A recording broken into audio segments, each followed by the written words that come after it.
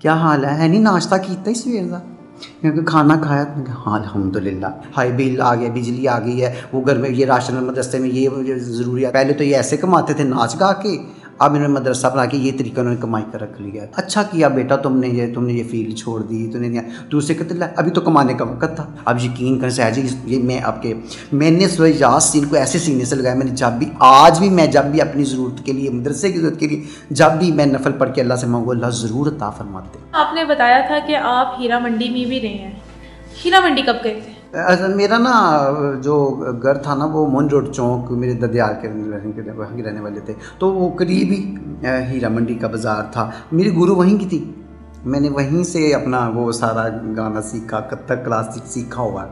تو میں لگتا ہے جب میں نے سب کچھ سیکھ لیا نا جب میرے آگے چلنے کا وقت تھا تو میں نے اللہ نے ادھر لگا دیا, اللہ نے مجھے چینج ہی کر دیا. تو ہیرا منڈی میں 17-18 سال ہیرا منڈی میں گزارے میں نے. اپنے گرو آشی ہیں میری گرو, دوسری بڑی گرو مہوش ہیں, حاجی مہوش ہیں, سب نے حج عمرے کر لی ماشاء اللہ. اب تو گرو ملتے کیسے, مطلب کہ کیسے اپنی کمیونٹی کے لوگوں کو فائنڈ کر کے ان کو اپنے گھر لے آتے ہیں اور جو ٹریننگ وغیرہ جہاں کہیں آتے جاتے کوئی ایک بھی اپنی جیسے مزاج کی سہیلی مل گئی نا, خواجہ سرا مل گئی تو ہم سانی کہاں جا رہی ہے تو وہ اس سے گپ شپ شروع ہو گئی. جب آپ اپنے کمیونٹی کے سے لوگوں سے جا کے ملتے ہیں تو ہم دیکھتے ہیں تو وہ تو ہماری طرح چادر لے کے بیٹھے ہیں, دوپٹہ لے رہے, نیل پوچھے لگا رہے.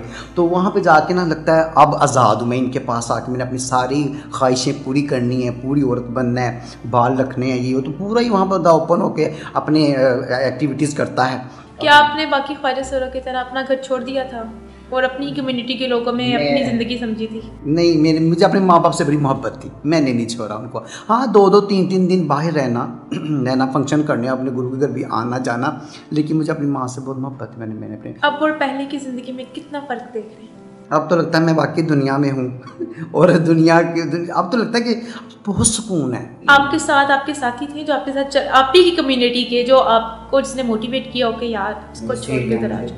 میری سہیلیاں اور میرے گرو. ناراض کون ہوا؟ ناراض یہی کہتے وہ ڈرتے تھے کہ دوسروں کو نہ خراب کر دے, یہ ان کو نہ ساتھ داڑھی رکھوا دے, نمازوں پہ لگا دے, ان کو نہ کر دے تو یہ خود چلو نماز ہو گیا. تو وہ ایک کہتا تھا اچھا کیا بیٹا تم نے یہ فیلڈ چھوڑ دی, تو نے دوسرے کہتے ابھی تو کمانے کا وقت تھا. جب یہ چھوڑا نا شروع میں کچھ مہینے تو بڑی مشکل, پھر جس کا فون آنا وہ حالات پوچھتا تھا کیا حال ہے نہیں ناشتہ کیتا ہی سویر دا کیونکہ کھانا کھایا ہاں الحمدللہ.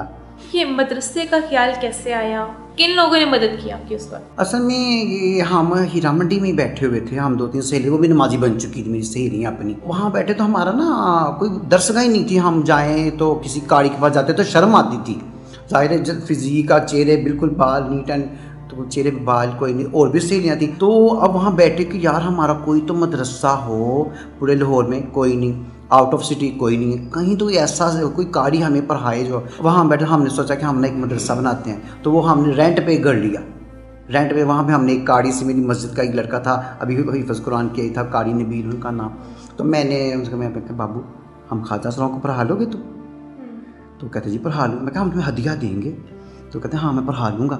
لو جی وہ لڑکا آیا, یہ 6 سال پہلے کی بات ہے, جب مدرسہ ہم نے ایک مدرسے کا رینٹ پہ لے کے اس کا اوپننگ کی, اس کا افتتاح کیا, تو پورے لاہور کے خواجہ سرا وہاں رینٹ پہ گھر دے دیا جس سے آپ نے لیا. نہیں نہ دیتے ہی نہیں تھے. میں نے اتنا, ہم 2 مہینے ہم لوگ جاتے رہے ڈھونڈنے کے لیے کسی اچھی جگہ ایریا میں جہاں پہ ہیرا منڈی بھی کول ہو. جس کے پاس جاتے تھے وہ کہتا نہ ان کو تو نہیں دینا, یہ تو جس گھر میں گزرے نکلتے ہی نہیں ہیں, خواجہ سراؤں کو دینا ہی نہیں ہے.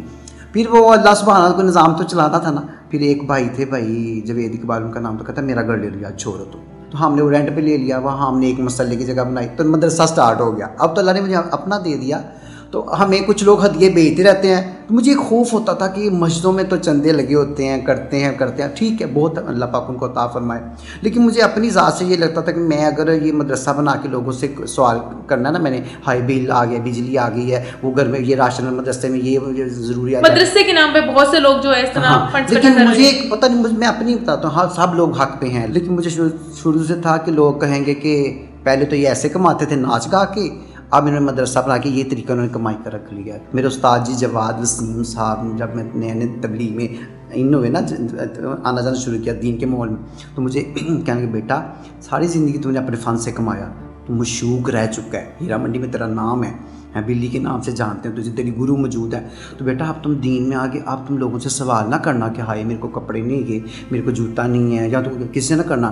کہنے لگے کہ یہ ہمارے نا حالات نہیں خراب ہوتے، اور وہ بتاتے تھے کہ سورہ یاسین پڑھ کے تم جو بھی دعا مانگو نا، جس نیت سے جو مانگا جائے اللہ دیتے ہیں. اب یقین کریں سہر جی، یہ میں نے سورہ یاسین کو ایسے سینے سے لگایا، میں نے جب بھی آج بھی میں جب بھی اپنی ضرورت کے لیے، مدرسے کی ضرورت کے لیے جب بھی میں نفل پڑھ کے اللہ سے مانگو، اللہ ضرور عطا فرماتے ہیں. فراز جی یہ بتائے گا آپ کے مدرسے میں اس ٹائم کتنے خواجہ سرا نماز پڑھ رہے ہیں، دین کی تعلیم حاصل کرنے آ رہے ہیں؟